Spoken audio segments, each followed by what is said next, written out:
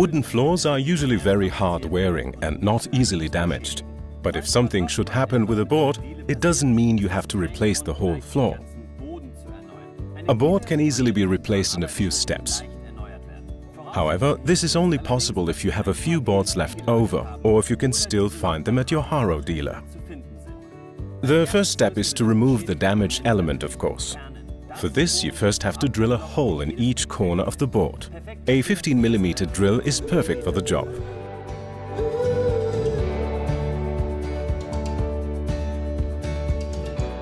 Second, you need a circular saw with which you can set the cutting depth. You can easily find out the cutting depth by measuring the new element. When you have measured it and adjusted the setting on the circular saw, you have to make 2 cuts. Carefully saw diagonally from hole to hole. Then you can remove the element.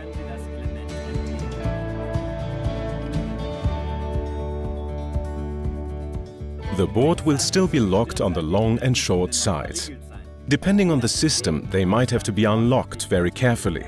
When all 4 parts have been removed, vacuum the resulting opening in the floor before you install the new board. For the new board, please remove the groove on the front and on the longitudinal side. The element can initially be put in without using glue. But be careful not to press too hard, because the element has to be taken out again before it's in its permanent position.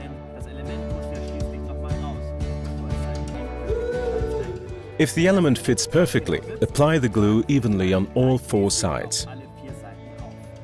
When it has been applied, carefully angle in the element with a longitudinal tongue side and press it down.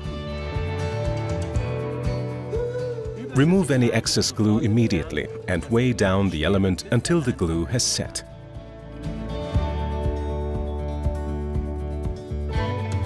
If there are small gaps, they can easily be filled with hard wax.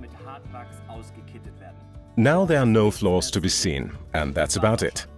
If you have any more questions, please visit our YouTube channel where you'll find many useful tips and tricks.